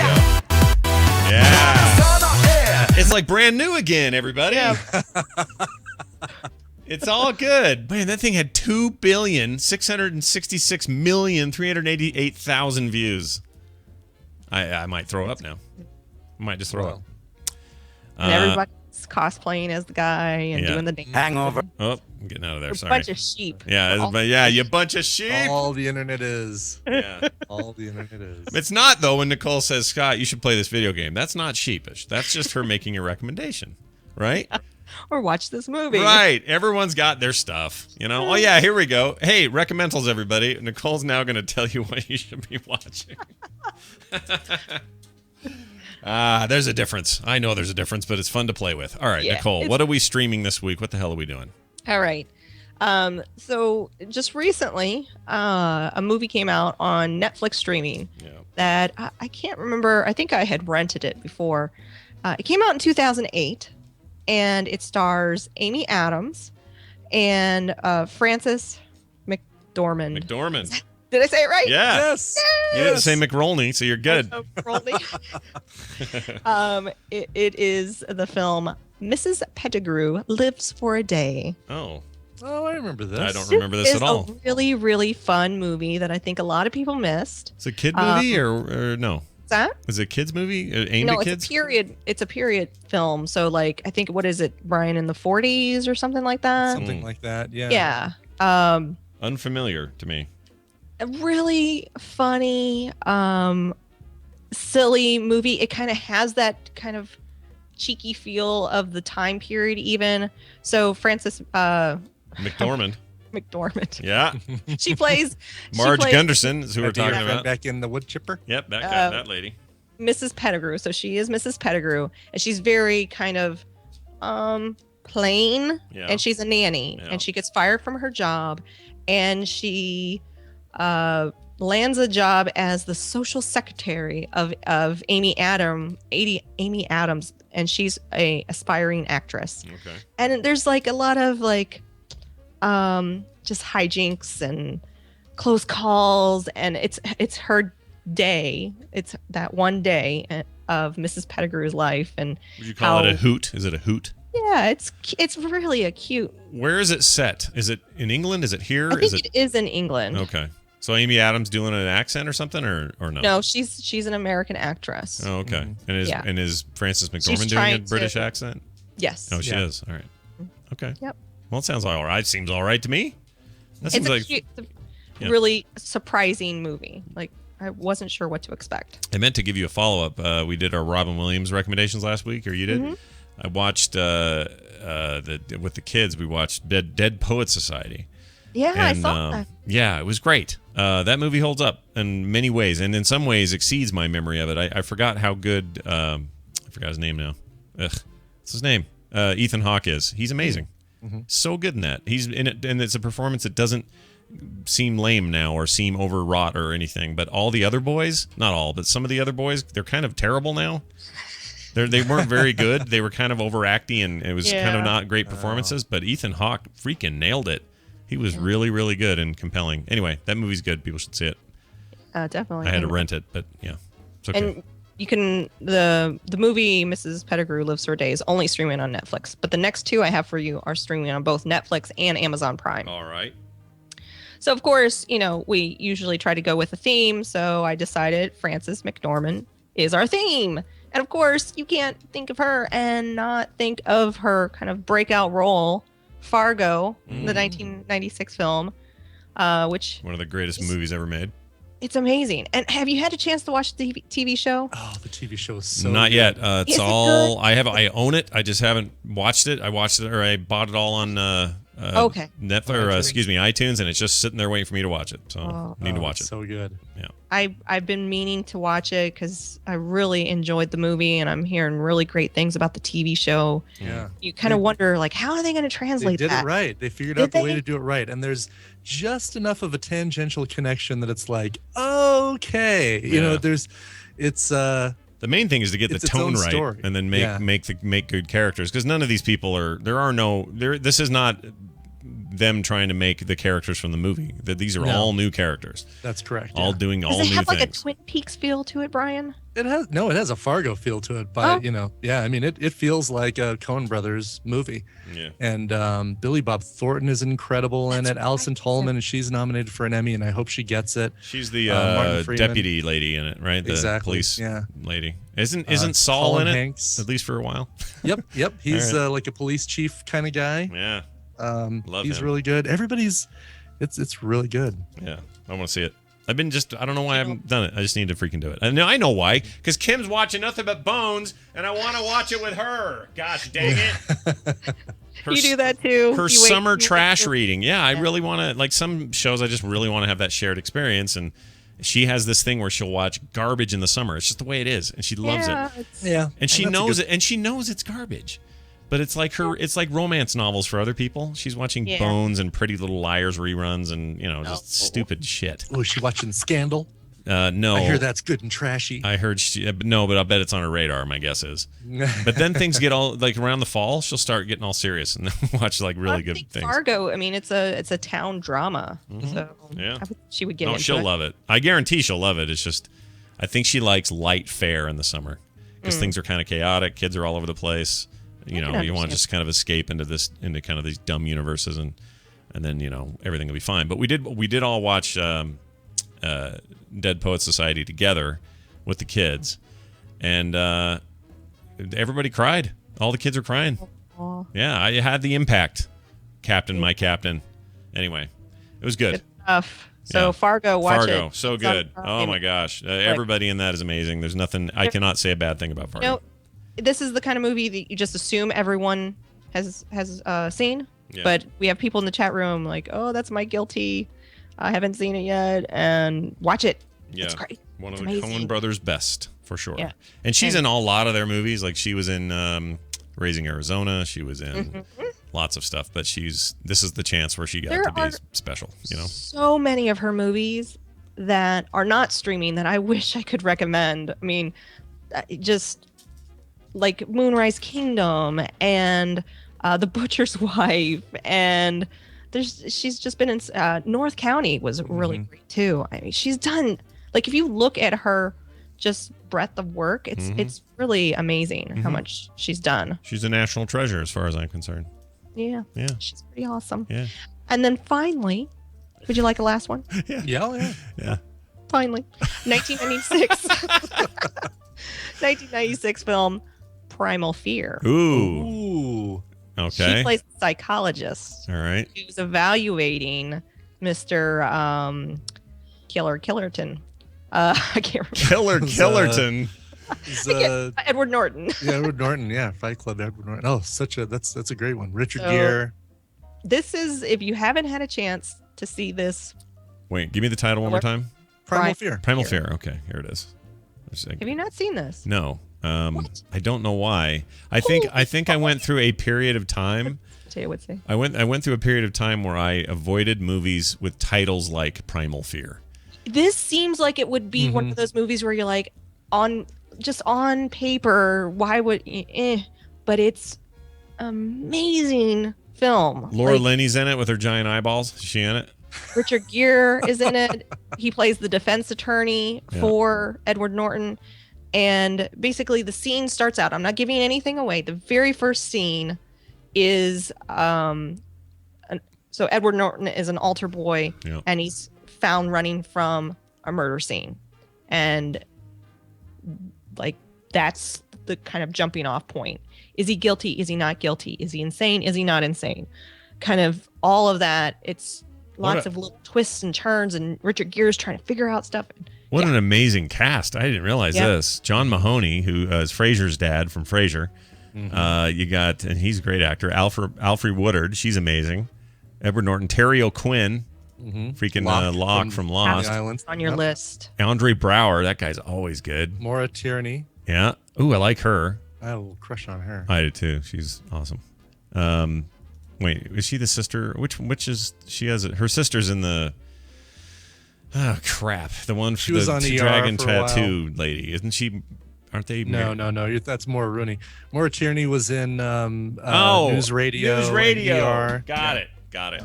What is with her IMDb photo? It doesn't look like her. Weird. That's weird. You need to see that. It's like not even her. Anyway. Well, yeah. You know what? Primal Fear. I'm in. I'm gonna watch it. On both Prime and Netflix. You have no reason not to watch it. I do have both those services. You know what? I'm going to check it out this week. That's my movie I'm going to watch on my own on my iPad in my bed. Really good. Would love to hear your thoughts. Yeah. on it. Listen, here's how it'll go. While Kim watches like 2 or 3 episodes of a show where somebody runs into a body and can't figure out why in the first 5 minutes every freaking week, while she's watching that, I will watch Primal Fear. Does she watch on her iPad and you watch on the TV? She watches TV. I'll watch something on my iPad. See, this is what you need to do. You put it on TV, let her watch on the iPad. I guarantee you she starts watching what you're watching. You think so? That's how it'll work? I know so. That's how Mark gets me into shows. I hadn't thought about that. Maybe I can. It's funny because the kids hate it too. Like I'll be laying there and I'll be reading or something. And the kids, and the new episode will start and I'll go, hey, you guys, what do you think the chances are that they're going to be in the park or something and someone's going to stumble across a corpse and not know what the hell's going on? What do you think the chances are? And Nick will go, I think it's pretty likely, Dad. And Carter will go, I don't know, you guys. Like everyone's in on the joke except Kim. And she's like, you guys shut up. I'm watching my show. She's like, I'm watching my program. It's really funny around here right now. Anyway, well, that's all good. I love all these recommendations and always a pleasure having you on. Do you have you have anything else going on you want to mention? I have a Quizler for you. Yay! Look, give me a Quizler. All right, you ready? This is strawberry or the other kind? Just kidding. Go ahead. Salted Twizzlers. Ooh, no. All right, here you go. All right. So, I guess you're back from school, working for your dad again at the lamp store? One more. Can we get that one more time? One more time. So, I guess you're back from school, working for your dad again at the lamp store? The lamp store. This is so familiar to me. Mm-hmm. Working for your father again at the lamp store. Oh my gosh, this is on the tip of my brain. It's going to bug me when I hear it. Yeah. Oh my God. Brian, you got it at all? No, it's for you. It sounds familiar, yeah. It sounds really familiar. If I told you, what is love? Baby? Oh, is that it's Night at the Roxbury? Yes, that's it. Because that's Will Ferrell talking there. It is. Oh my gosh. I guess you're back from school, working for your dad again at the lamp store? Oh, it totally is. Now I hear it. Yeah. Very good. Baby, don't hurt me. That's in my top 4 skit to movie SNL translations. It's a great. Sometimes the dumbest ones are the best movies. No, you're right. I like that one. I like Coneheads. I really like Coneheads. All right, yeah. Blues Wait, Brothers. what? What did you say? I have Coneheads. not seen Night at the Roxbury. What? I'm looking right now to see where it's streaming. I'm doing it. Okay, I'm on it. I'm working on it. And then you can be reminded whatever happened to what's his name. He's not doing Reggie anything these days. Chris Chris Kattan. Kattan. What's Chris Kattan doing? You know he's got talent. He's Mango. It is not available on streaming. However, I'm putting it at the top of my DVD queue. Yes, I want it in Blu-ray format. All right. Oh, not available in Blu-ray format. Yes, I want the DVD. Yeah. Did you put Final Cut at the top of your list too? Final Cut. The Robin Williams movie we talked about last week. Oh, no, I did not. No, you talked about doing it. Yeah. No, it's in my DVD queue. Let me see where it is in my DVD queue. DVD queue. Is DVD queue. Oh, it is. That was it. Actually, that was at number. Now it's at number 2. I have to turn in The Thing and Welcome to the Rileys before I get those next 2. Nice. So I just have to say, Daryl on Twitter just said, "I'm going to submit to peer pressure and join Nicole Spag and her disdain for peer pressure." Nicely played, Daryl. Nicely played. Now look, I'm the same way about I was the same way when I was about song 4. I was like, all right, I've had enough Weird Al. I'm good. I don't need any more. So I know this feeling. It's not uncommon. I feel like this is an exception I make because it's this kind of collected, even though some people are dip craps, but it's this collective kind of goodwill moment. And in those cases, I make kind of exceptions. But I also like to be a abstinent hipster and like avoid it all. I get it. I got it. I'm not calling you that, of course. I think you're awesome. And if I was Nicole, what I would do, or no, you know what we should do? Let's do a challenge of our own that's totally new. Nicole needs to be thrown into a vat of wet sawdust. I'm sure her husband can help me. Gross. It is gross, but no one's doing it. See, you'd be the first one. See, then you'd be exactly. Then you don't have to worry about seeing a whole run of those on your Twitter feed. Yeah, and you could say, I did it when it was cool. You could say that. Nicole Spag, everybody. I hope you continue to feel better. I'll see you tonight for hopefully for the final score. The final score, yeah. Nicole Spag on Twitter. Ladies of Elite Nerd Parents. Good new episode of that up. I noticed. Yeah, we got a new episode, and we just recorded one with Matthew over at Major Spoilers again. And we tape next week, don't we? You and I? Yeah, we do. Yeah. We tape next week. And Brian, anytime you want to come back. Oh, yeah. I sent you an email and you ignored it, but that's okay. You I ignored need it. to ask Tina when she can do it, because I won't do it without Tina. No, you got to have both parents. I Yeah, understand. exactly. I could get Kim on that too, if you want. Whatever you want to do. All right, that could be fun. All right, Keeping it free and floaty. We'll figure it out. Free and floaty. That's the way I like to roll. Nicole, be free and floaty all week. We'll see you soon. Bye. Bye now. See you. All right. She's like a sister. You have to give her crap. It's our job. It's our job. Oh, yeah. No, absolutely. Why wouldn't we? I feel like we wouldn't be doing her any justice if we didn't. The ace detect himself is now entering the room. What? I know. Seems crazy. Seems a little out there. But it is true, and we know it because this is playing right here. With the computer, as with any tool, the concept and direction must come from the man. The man in the hat. It's Tom Merritt, everybody. Tom, welcome to the show. Thank you, gentlemen. It's good to have you here, man. I guess we just saw you on Current Geek, all of us together, on Friday. That's right. So this is like 3/4 of Current Geek. Yeah. Just like Current Geek.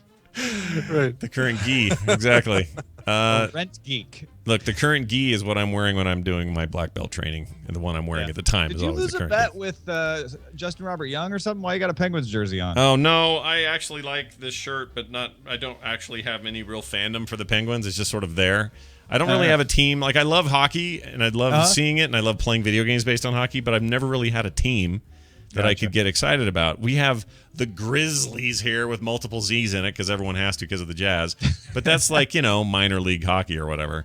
So I don't really have I guess if I had to pick somebody, I think I'd probably have to go with my nearest neighbor. I guess I go with, like, the Avalanche, I guess. Oh, I thought you were going to say you'd be a fan of your nearest neighbor, just like Bob. Go Bob! There you go, That's next Bob. door. I love what you did with your lawn, buddy.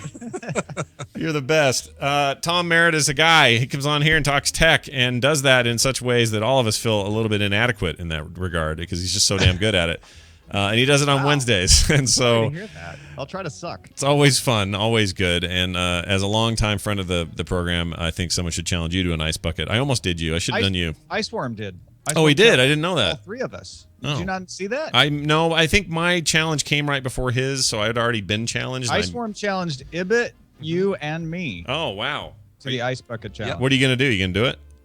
Well, we have a drought on in California. Oh, yeah, right. You're in LA. So there's a kind of a backlash movement, like don't do the ice bucket challenge. So what I did is I got some ice from the freezer in this little beaker right here. Yeah. And I'm going to reuse it after I pour it all on my head. Well done. So, ladies there and you go, gentlemen, Iceworm. just happened right now. I like it. What are you going to reuse it as is the question. You going to drink out of that? What are you going to do there? Yeah, I'll probably make a little Coke martini. All right. Smoothie. Nice. That's fantastic. Well, see? I'm up because I gotta read. That's not a problem. You don't want a bunch of ice melting. The dogs aren't going to lap that up. All right. Well, when Tom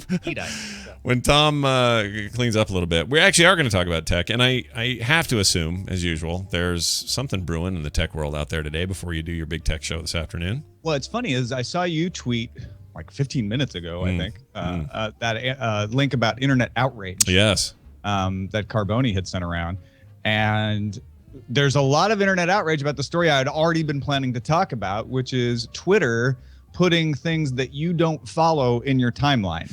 Yeah, this is something, was it Will Smith or somebody was chatting about this too on their show about how the big reason a lot of people really prefer Twitter over, say, the Facebook experience is that Facebook has already been doing this.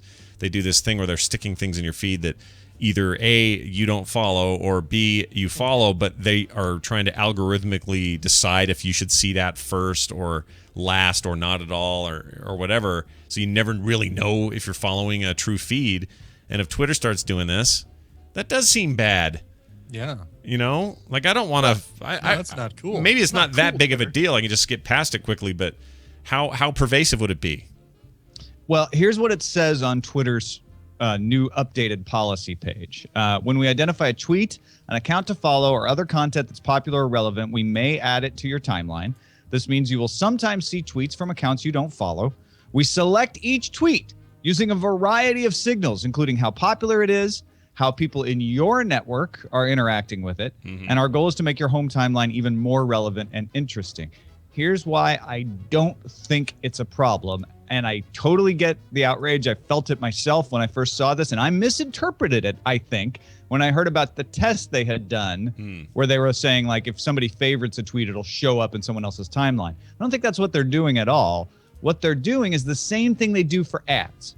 Remember, Twitter sells ads, but they only surface the ads if they think they're relevant to the people who have the timeline. And that's why people don't complain about ads on Twitter the way they might sometimes on other services like Facebook. Sure. Because Twitter's pretty good at it. Yeah. If they're doing their job right, you won't even notice. You'll be like, oh, do I follow that person? Because I like that person, or that was a really interesting thing, right? They're taking all the signals of, like, we know what kind of stuff you favorite. We know what kind of stuff you follow.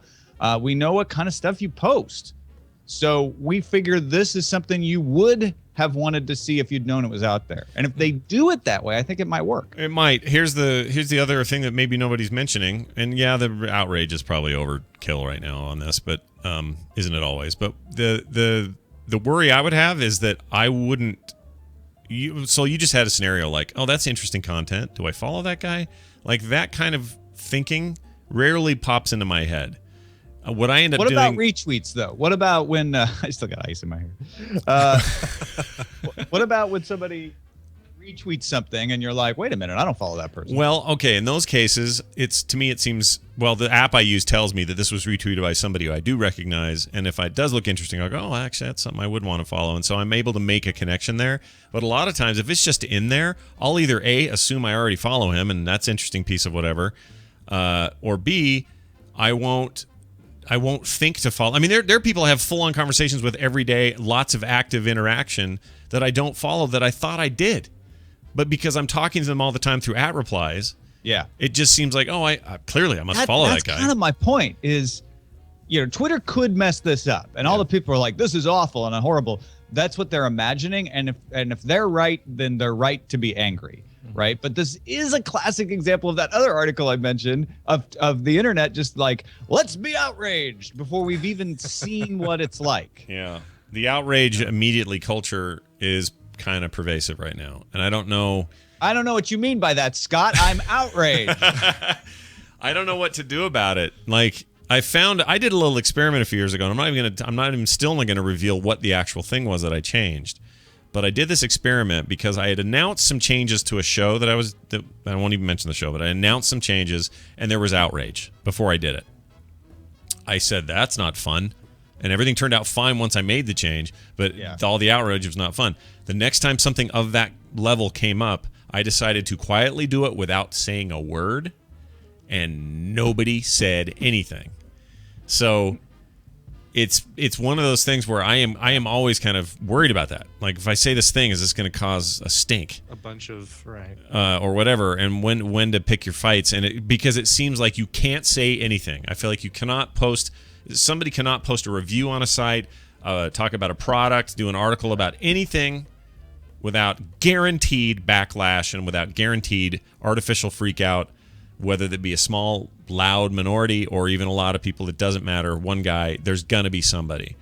And it's the law of large numbers, is my theory. Yeah. Which is if you've got a significantly large number of people looking at something, whether it's your podcast or just like you posting on Facebook, and there just happen to be a lot of people looking at it, right? You don't have to be famous for this to happen to you. You could be on a well-traveled forum. If you have enough people looking at something, even a very tiny percentage of them having a unpredictable reaction are going to show up more to you because they respond and everybody else doesn't. It's what makes spam work, right? Sure. Spam doesn't work because it gets a large response rate. It works because you can send so much of it for cheap that, or at least it used to, that the small amount, the less than 1% of people who actually did respond was enough to make it worth it. Sure. And that's what's happening here, except without a profit motive, obviously. It's, hey, I posted this thing on a forum, 10,000 people saw it. Sure, less than 1% of them disagreed with me or cared, but it only takes that small amount of people to then turn it into outrage. And then I think you add to that the mimicry aspect, where we love to be like, yeah, that's a good point. As soon as that small percentage starts speaking up, then a bunch of other people just kind of go, I hadn't thought about it that way. You're right. I'm going to be outraged too. And then it just snowballs. So it seems like the challenge should be shifted. The challenge is not to eliminate this thing as a quote unquote problem to make people be less reactive or less outrageous. The challenge is for everyone else to learn to accept the fact that it is what you're saying, what you just described it as, that it is this numbers game. And once you get a hold of that, then it becomes easy. You're like, okay. So one guy trolled. I got a major troll yesterday, and I mean a guy who set up a Twitter account just to troll. That one of those. Yeah. And they're the best. They, those people can still sort of get under my skin, but then I see it for what it is and go, no, wait a minute. We're talking about one guy with way too much time on his hand who's just doing this thing for who knows why, and it's got nothing to do with anything. There is no trend. There is no anything. If you can just get to that, then it's just so easy to just step over the rocks and get to the beach. Yeah. That's my... I look at that sometimes. If somebody says something nasty, I'm like, is anybody actually seeing this? Like, do I need to do anything to try to say like, no, actually, I think there's another viewpoint, or is it just someone shouting in the dark and all they want is a response, and you're just gonna like, don't feed the trolls is the advice. Sure, right? sure. Because sometimes I feel like it's somebody who actually does mean well and they come off as a troll, or maybe they just have kind of a trollish tilt, and you can say, hey, that's a really good point, but what about this other? And what you do is you not only kind of help that person get back to the center, but also other people watching the conversation go, oh, okay, well, yeah, there's good points on both sides here. And you end up, I've noticed, like, maybe not all the time, but a lot of time you end up learning something yourself and coming to an even better conclusion about whatever it is you're discussing than you would have if both of you had just walked away shouting at each other. But that doesn't always happen. I guess that's the point here, is one size doesn't fit all. Just because Twitter's making a change that on principle, you're like, I don't want things in my feed that I don't subscribe to, because I feel that way myself. There's an ownership like, thing there. I don't want you putting stuff in there that I don't want. Twitter's proposition here is we're not going to put that much in there. Yeah. It's not going to fill your feed like Facebook. We're just going to, and when we put it in there, we're going to make it so relevant that you won't notice that we put it in there because you'll enjoy it. And if they fulfill that, I think it could work. We're also already doing the thing we claim we hate, which is you'll retweet something and I'll see Ace Detect retweeted this thing about an article, and now I go, ooh, that's cool. I like what Tom likes. Maybe I'd like this too, and I'll read it and I'll check it out. You have done the thing that we are mad about them potentially doing. Right. It's just that there's the one other extra layer, which is, well, I followed Tom for a reason. I like what he posts, and if I didn't, I wouldn't follow him. This one feels like you're being forced to do something that where you couldn't make all of those pre-decisions about who you trusted and who you didn't, and who you'd want to hear from. And I think that's the disconnect. If they can prove over time that that's all good, then great. My guess is it'll be fine. I mean, I don't notice half what flies by today, during the day anyway. When you follow 300 people, like, you're going to miss a bunch of stuff. Sometimes you're going to miss important stuff. Sometimes you're going to miss replies that really are meaningful and cool. Someone's going to say something really rad, and you want to make sure you see that sort of thing, but you just miss it. Mm-hmm. Yeah. So it isn't that big a deal, people. Calm down. Everything will be fine. Pour some ice water. That's right. Pour some water. Down to earth, bringing us back down. That's right. Tom Merritt, always fun and always a pleasure to do this Wednesday bit. You have anything cool going on today you want to mention, or anything people should be paying attention to, buying, whatever? There is Sword and Laser has a newsletter, and if you subscribe to the newsletter, you got a free story from the Sword and Laser anthology. Oh. So you might want to go swordandlaser.com and go to the right side. You'll see the subscription for the newsletter. And also, do you know David Michael? Yeah, David Michael, familiar with his work, yes. He and Veronica and do you know Nicole Spagnolo? I'm familiar with her. Yeah. I've heard of her. Yeah, she's the one with she's a hipster, really. She was the one you were just talking to before me. You know her? Yeah. Yeah, so they've all been cooking up a little Sword and Laser store. Ooh, look at that. That we finally got our first peek. I finally got my first peek at yesterday. That's why I haven't been able to get hold of Dave for the last 2 days. Let's see what's going on. Been monopolizing him. Yeah. But yeah, so that's coming soon as well. Oh, that's awesome. Well, good. I can tell you from experience that Dave knows his shite when it comes to stuff like that. Well, that's very, very cool. Check it out, swordandlaser.com, and always a fantastic show. It's also on the Frog Pants Mega Feed. If you subscribe to that, you'll get episodes, at least the audio episodes of that show. Tom Merritt, everybody. Ace Detect on Twitter. DTNS later today. Have fun. Take care. And don't eat the yellow snow. Never. All right. Bye now. Bye. Goodbye. Okay. Goodbye. There we go. Okay. Brian? Yes. This is the week of long shows.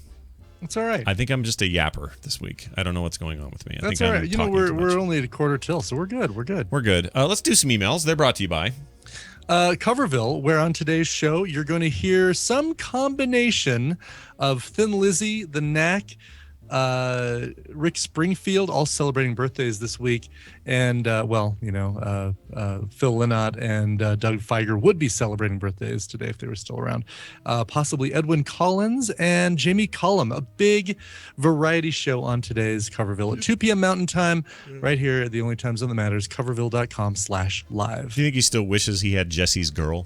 Do you think? I think he does. I think he still pines for Jesse's girl. Rick Springfield guy. Yeah. Wish she had a name. I know, right? Yeah.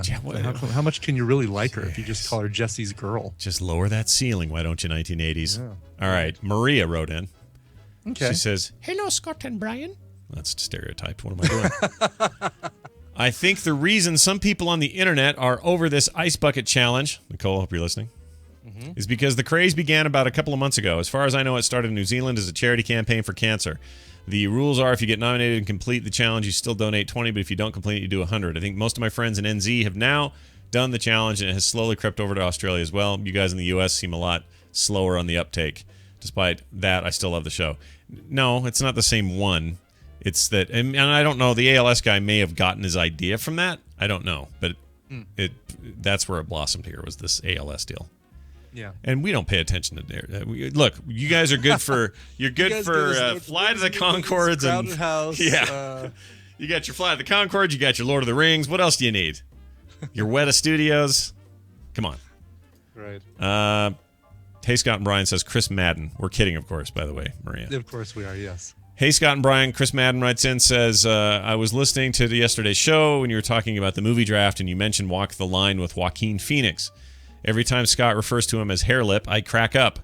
Whenever my friends and I refer to him, we always call him Clefton or Clefton del Lipido. Or Lipio. Delipio, rather. Don't ask me why, but he will forever be Cleftine to me. Scrub the Snowmo. All right, I want to make something clear here. I am not normally in the business of making fun of people with a hair lip or cleft palate. However, I've always done it with him, and I don't know why, but I don't want this to bleed out. Like, I would never see like an 8-year-old kid with a cleft palate, although you don't see that very often anymore in westernized nations. But if I saw that kid, I would go, "Hey, hair lip, what's up?" Right. I wouldn't do that. But I had I think all of this stems from a friend I had in junior high. I don't remember his name. It's been too long. But his something Ferguson. My friend Mark will remind me when he listens to this. Mark, so help me out, dude. It's I think Ferguson. Anyway, this kid had a cleft palate, and he called himself Hair Lip. Oh, really? And so we thought it was funny because he did it himself. So we never once thought this was like a thing where we were being taboo, pejorative. Right. Yeah. Right. So I think that's where it kind of comes from. And whatever, I'm not perfect. Have at me. Oh, there you go. Snap and Button says Amber Dew, sorry. Amber Dew. Hash House a Go-Go. Oh, wait, that's for later. Regarding Gene Simmons and the rest of the internet, we forget that everything... I love this email, by the way. Some good perspective. We forget that everything is relative. Depressed 20-year-old dude in Seattle doesn't have the Holocaust to compare his current experiences to. We all forget it. I even forgot myself doing it on Twitter this winter, comparing Fargo cold to Utah cold. Must live in Fargo. But we'd be more understanding and compassionate if we all remembered that it's all relative. That's a very good point. The kid with chronic depression somewhere, Gene Simmons, is not the same as your mother who spent time in a concentration camp, because he has nothing to compare that to. Exactly. He can hear you tell the story, but the way you tell it just kind of pisses him off. Exactly. So he's empathy, dude. Comparing it to everything else that he's experienced in his life, whether it's good, whether it's bad, and there's a different frame of reference that fits into. So I also think you take a guy like Gene Simmons. This is just a theory, okay, everybody? So calm down. But I think you take a guy like Gene Simmons, or take a guy like me, or anybody, and take away everything he's got. So in his case, his power comes from his success in the music industry and his continued success with whatever his career is, right? Take that all away from him and leave him with, financial nothing. He's got to work a day job, whatever. Is this how he talks then? Probably not. Probably not. Yeah. Probably not. That does something to you. Go answer the phone. I think Beth is calling. It gives you. She wants you to come home. It's an artificial sense of well-being, and it does, and it can happen with the best of us, and it happens with the worst of us, and it happened in that book, the World War Z book, which is nothing like the movie. I remember this scene where a bunch of people had to get together to survive the zombie attack, and it was comprised of a bunch of kind of working class folk, and then some people that were like highfalutin, very famous actors. But in that situation, they were kind of worthless. Like, they didn't have any practical skills to rely on. They didn't know how to build anything. They didn't know anything. They just knew how to be in front of a camera and be famous. And that was it. And to see that dynamic play out, totally interesting in that book, I thought. It's worth reading, that book in general.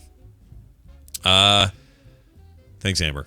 And that was a really good point. Actually, one of the emails, great emails. Let's see. We got one final one here from Dice Tomato. Okay. Diced tomato, yes. Yeah. See him in the tadpool all the time. Yeah. It reminds me of Ba-Boom. What's his name? Dice Clay. Andrew Dice Clay. Oh, Andrew. Okay. I just heard your comment on, quote, college being a thing you do after high school, unquote, as not a thing for Kentucky. I knew I'd get emails. Oh, no. Tweets and emails, they all came in. As a resident of the fine Commonwealth, I find offense to that, sir, and I term it solely reserved for our mountain-born Eastern residents rather than us fine citizens that are lucky enough to be from the city persuasion. Still love the show, though. So he went ahead and took my bias and split it up into a sub-bias. That's hilarious. And nice well phrased, the whole thing. Way to go. It was very southern and gentlemanly, wasn't it?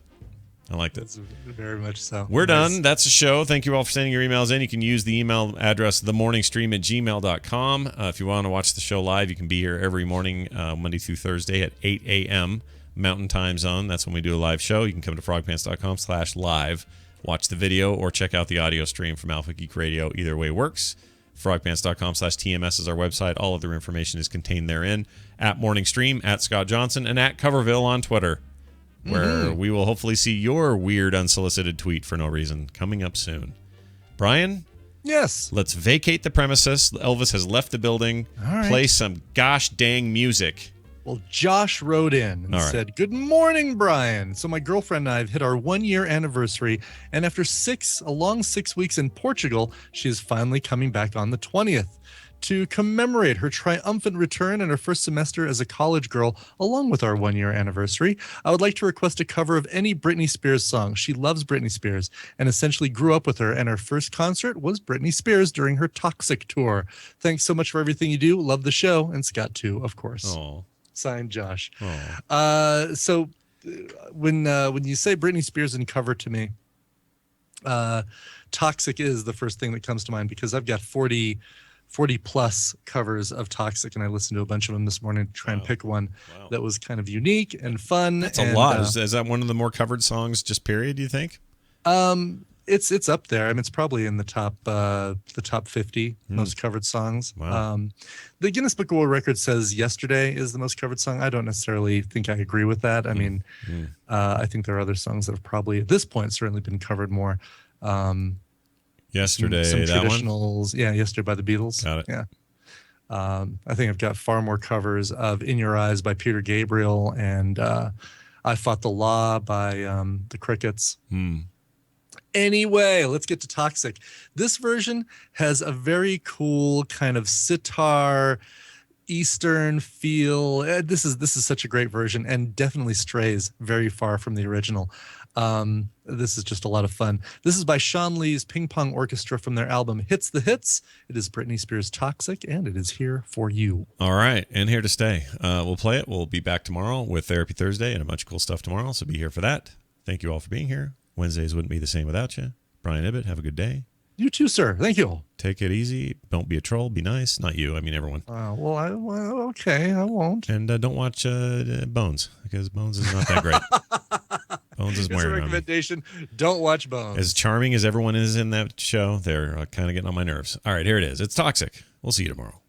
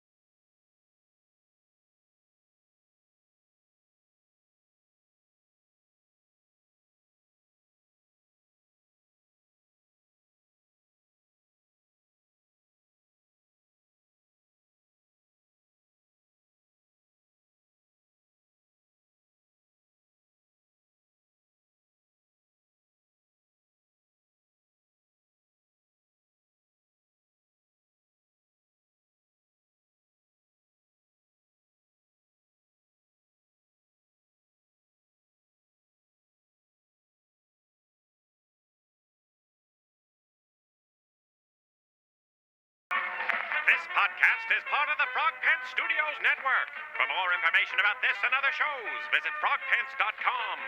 Audio program so good, it's like you're there. I told you 3 times the leg's not broken. Yeah. Told you it wasn't. We'll take the gun. All righty. That was rocking. Okay, sir. Some good stuff today. Yes, it's what I needed. Oh. Yeah. You still I couldn't sleep last night. Okay, what was that about? Sleeping. I have no idea. Went and did trivia. Got home Coming at up 11 on o'clock.